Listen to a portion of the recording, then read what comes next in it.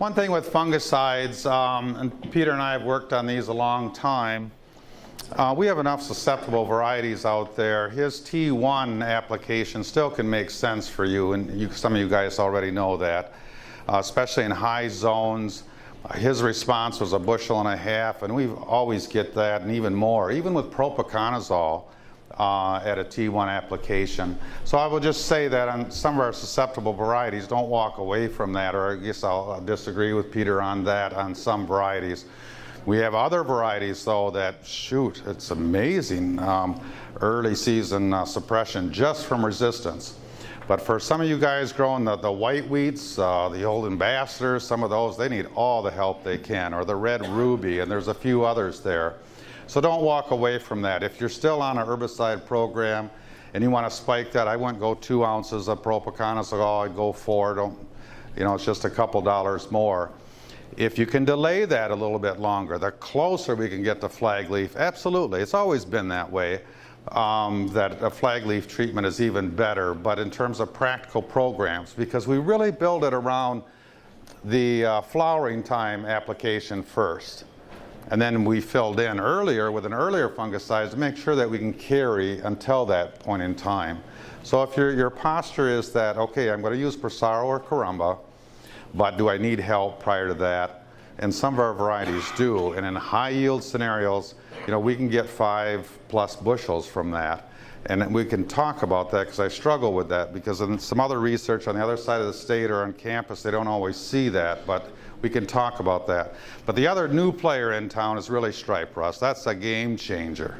And so I'll show you the varieties here in just a minute. But yeah, that can walk away with lots of yield in a very short order. 2016 was a real education. We have seen stripe rust periodically and just a little bit over the years, but talking to the guys in Wisconsin, the Dakotas, and the other I states, we've had stripe rust now 2 years in a row. And if you don't have strong resistance in your variety, we got to really watch for that, because we can't afford to be 2 days late. It's really aggressive and really takes away yield. It's not cosmetic at all. I can be real brief here. Just in your packet, Jody already covered some of this. We do have a few resources for you. Marty Chilvers and I redid the Fusarium head blight fact sheet. That's in there. Here's the one I was referring to. And Lee Seiler did this 2 years ago, and it's very good. It's quite often, it's unusual to have such good disease pressure very uniformly across the trial area. And so they could rate, comparatively speaking, all these varieties for stripe rust.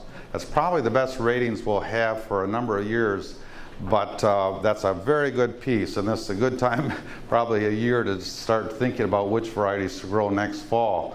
But that's an important piece. Resistance seems to be a relative term out there. All I'd say is if it's moderately susceptible, moderately resistance on this chart, you can't walk away, because I'm getting response to some of those varieties that are considered moderately resistant. When they're the R factors there, the resistant ones, yeah, I have not gotten a response to helping out with stripe rust, but all the other ones are very susceptible. And the ones that are extremely susceptible need to watch really closely. 46, R46, Ambassador. There's a number of them on that list. So a very important document. We handed it out last year. We'll hand it out again, I think, next year. The one on scab tolerance, big difference nowadays.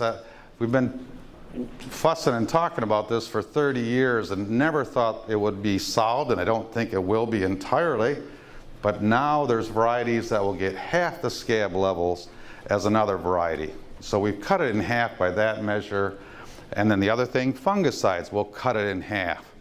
And so we've really done much better in controlling scab. That doesn't mean that it won't drive right over us when it wants to if the weathers are very conducive. But we have those two really good tools now. So just be aware which varieties you want to watch for, be it white or red. Linda Brown, who is just graduating with her PhD, did a lot of work on pre-harvest sprouting. There was some questions about that earlier. According to her, we have a lot of difference in our varieties again, and some of you experienced that last year in some of the white wheats in the Saginaw Valley.